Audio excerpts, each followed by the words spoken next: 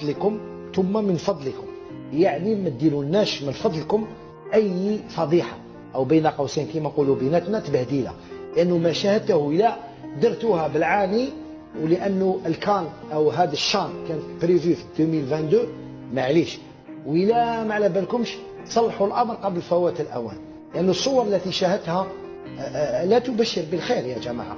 احنا الشان راح تلعب في 2023، راهم دايرين الجزائر 2022، في جونفي كونوا في 2023. يرحم والديكم صلحوا، اذا درتوها بالعاني صلحوها، واذا ماشي بالعاني قولوا لنا. يعني هذا لا برومو تاع الجزائر 2000 هذه في يا راك تقول في كلام صواب. نعم. ولكن نقولوا له الوزير الشباب والرياضه عينتوا ناس اللي يبداو يديروا هاد لا بروموسيون، وراهم هاد الناس هادو اللي خاطيهم كرة القدم، علاش التنظيم اللي خاطيهم كرة القدم. دونك هنايا انهم هما قبل روحهم الاولى. تكلمت على لي جو ميديتيرانيا مليح كي وريت واش راك توري، بصح ما بديتش من الاول. مع الاول لي جو ميديتيرانيا كاع كنا نقولوا واش مازال باش يميدياتيزين، كانوا روتار بور لا ميدياتيزاسيون. اي فو توجور ولكن اشهر قبل لا يفو توجور رابلي وين هما راهم غالطين.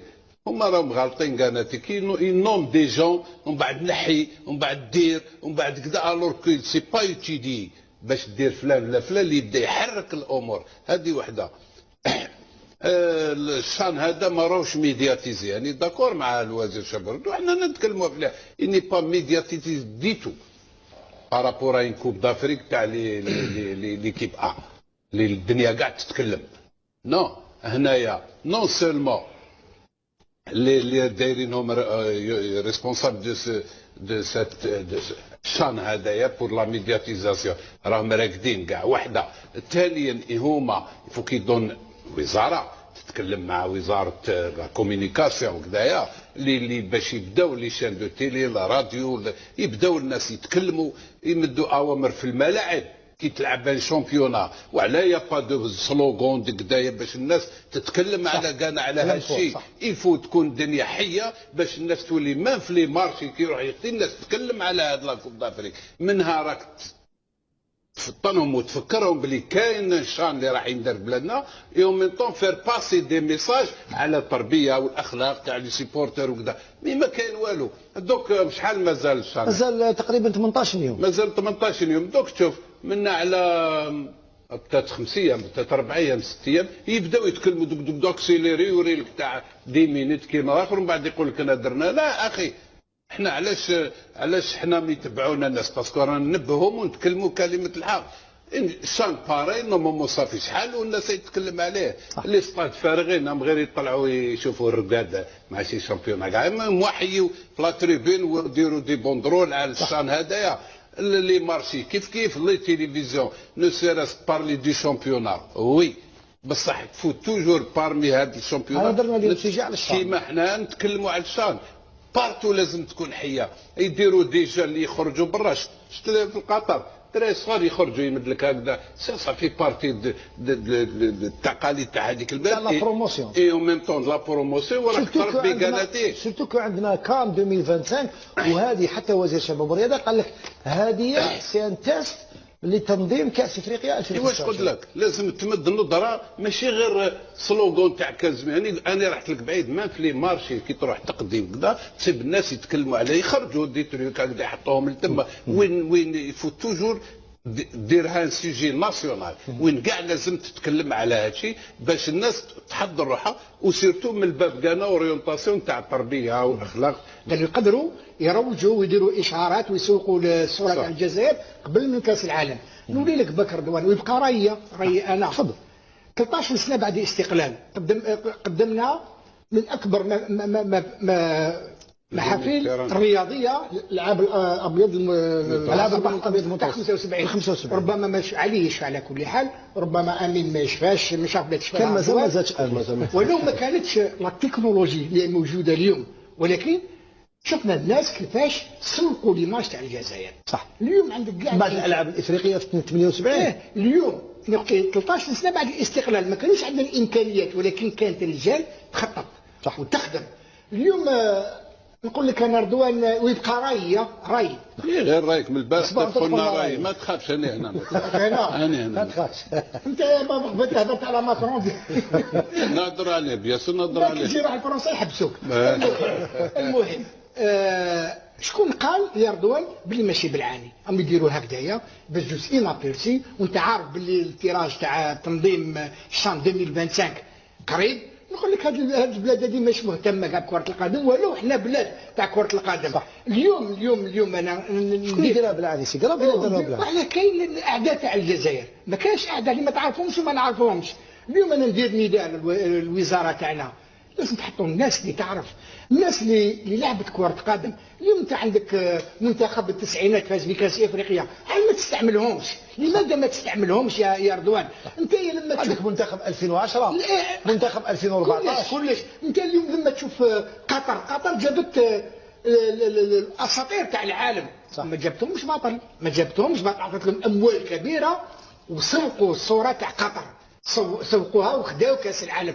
انت حنايا عندك اللاعبين القدامى، عندك رياضيين. لا علاش نروحوا للاعبين القدامى؟ اللاعبين القدامى راني معاك، ولكن علاه نروحوا للاعبين القدامى؟ الحاجه اللي غير مفهومه اليوم عندنا بعض اللاعبين يلعبوا في اكبر النوادي في اوروبا. لاعب كيما رياض محرز في مانشستر سيتي، اسماعيل بن ناصر في ميلو اسي. عندك لاعبين اللي راهم يلعبوا في البطولات الاوروبيه بامكانهم انهم يقدموا نداءات او يديروا حملات ترويجيه للجزائر بخصوص الشان وبخصوص الكان 2025. هذا لم نراه لحد الآن. يعني هذه بديهية البديهيات. أنا لم أشاهد هذا الشيء، وهذا غير مقبول تماما. من المفروض أن نقول إحنا كاع جزائريين نساوي الخلافات لما يتعلق الأمر بالجزائر. لماذا لا يتم استعمال الأسماء البارزة في كرة القدم الجزائرية من السبعينات للثمانينات للتسعينات للألفية؟ 2010 شاركنا في جيل درمان اللي شارك في كأس العالم، جيل 2014 يلحق للدور ثم النهائي في كأس العالم، وللجيل هذا اللي راهو يلعب في المنتخب الوطني لم نستعمل أي لاعب دولي سابق أو حالي في الترويج للشان ولا للكان. هذا غير مقبول. هذا من جهة. من جهة ثانية من فضلكم ثم من فضلكم يعني ما تديرولناش من فضلكم أي فضيحة أو بين قوسين كما نقولوا بيناتنا تبهديله، لأنه ما شاهدته إلى درتوها بالعاني، ولأنه الكان أو هذا الشان كانت بريفي في 2022 معليش، وإلا ما على بالكمش صلحوا الأمر قبل فوات الأوان، لأنه الصور التي شاهدتها لا تبشر بالخير يا جماعة. احنا الشان راح تلعب في 2023، راهم دايرين الجزائر 2022، في جونفي كونوا في 2023. يرحم والديكم صلحوا، إذا درتوها بالعاني صلحوها، وإذا ماشي بالعاني قولوا لنا. يعني هذا لا برومو تاع الجزائر 2000 هذه في الكثير من المداخل الجزائر 2022 الور كو الشام ملعب. والله هو الملعب لا ادري، لكن ملعب جديد اردوان من المفروض ملعب جديد. مدخل هذا ما عرفتوش، لكن هذه الصور تثبت هنا بانه الجزائر 2022. اذا راهي الجزائر 2022 نزيد ناكد مره اخرى، لانه هذا الشان كانت بريفيو في 2022 تاجلت الى 2023. معليش كيما صارت لاكان تاع الكاميرون. الى على بالكم واش راكم ديروا صح؟ اذا كان راكم غالطين صلحوها قبل فوات الاول، لانه في 13 جونفي ما نقدروش حنا نكونوا في جونفي 2023 وانت تكتب لي الجزائر 2022 رانا طار عام. يعني شيء غريب ما يحدث هنا وهناك لهذه لجنة التنظيم التي كانت وراء ما سمي بفضيحة تيراج وصور، لما تم استدعاء أسماء مغمورة لم نعرفها تماما في المنصة في التيراج وصور تاع كأس الجزائر وكأس إفريقيا للاعبين المحليين. ولا أريد العودة إلى ما حدث قبل بداية الحفلة. هم يعلمون وأنا أعلم والكثير يعلم. الخريطة التي كانت ثم تم تغييرها في آخر لحظة كادت تتسبب في فضيحة كبيرة، وكان حتى الصور تثبت بأنه كانت فيه فضيحة كبيرة قبل التيراج والصور تاع الخريطة، خريطة إفريقيا، ثم تم تصليحها في آخر لحظة. مزيان الناس كاين ناس تحب البلاد هذه شافت باللي اللي حدث غير طبيعي وغير طبيعي تماما. أمين أقصص، كيف ترى هذه التحضيرات الناقصة للشان في وقت من المفروض الآن رانا العجلة راهي تسير بسرعة؟ نورمالمون انا نقول باللي كاين اشخاص اللي ما عندهم حتى علاقه بكره قدم انت من قبيله تكلمت ديك اكزومبل تاع قلت لهم عندنا دي جوار اللي راهم يلعبوا اسمهم، جبت انت محرز، جبت بن ناصر، نظن هذا مثال على بالي مثال. وخلي كاين جيل تاع كاين 2014 كاين دي جوار 2010. نظن هذه حاجه لامون دي شوز يديروها لامون اللي راهم مسؤولين على هذه الدوره هذه.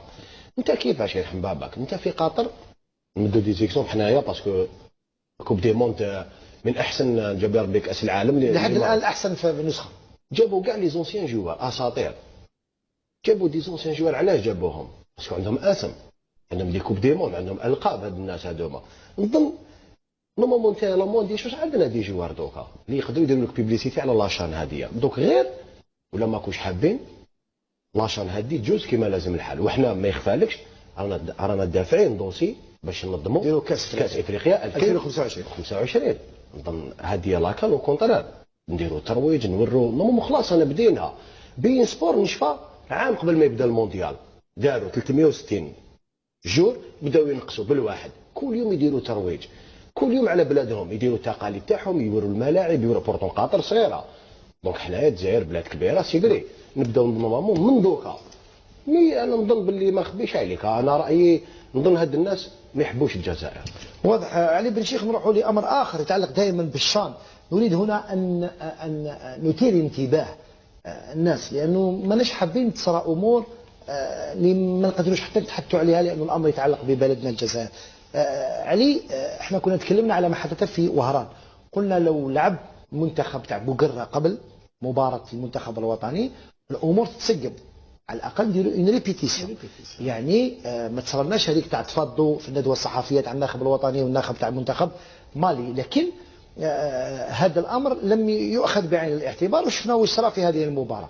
هذه المره نفس الشيء، كانوا وعدونا وكانوا قالوا على السيت انترنت تاع لا فيدراسيون بانه المباريات، بعض المباريات تاع القسم الثاني وحتى القسم الاول راح تلعب في الملاعب الجديده، وهذا باش ياخذوا يعني يخدموا يديروا المباراه دون دي كونديسيون تاع الشان. خليني باك نكمل الفكره بركه باش نعطيك معلومه كمل بها. عرفت بلي كاين قوانين واش يقول لك في الدورات هكذا، يقول لك ما تلعبش لي ماتش فيهم 7 ايام قبل ما تبدا الدوره. معناتها شهر كيما دوكا ليكيباسيون تاع بوقرة هذه كاع ما كاش منها سي فولي بالعاني نقدروا نلعبوا. مي البلي غراف سي ملعب عنابه، ملعب عنابه اللي راهو جاهز وحقيقه تحفه حقيقيه، وهنا الدوله قامت بكل شيء باش يكون جاهز. شفنا ملعب تيزيوس والامور تحسن، حتى ملعب دويره راهم بداو يوضعوا الكراسي، شفنا ملعب براقي، شفنا ملعب وهران. لكن الذي حدث هذا الاسبوع دوخني انا شخصيا. في السيت انترنت قال لك المباراه تاع اتحاد عنابه امام شباباتنا ستلعب في ملعب 19 ماي بعنابه. لماذا؟ لانه التجربه تاع الملعب هذا مازال ما تلعب فيه حتى مباراه، باش نجربوا قبل الشان، ماشي نهار الشان يصراو بالك دي زانومالي. ايبان البارح انا كنت ننتظر في ملعب عنابه، نحن ننتظر، بعثنا الكاميرامان قلت له يا سيد الكاميرامان اين انت؟ قال لي انا مانيش في ملعب عنابه، في ملعب 19 ماي. رحنا لملعب اخر، شاهدوا هذه الصور، اين لعب ملعب فريق عنابه مع شباباتنا.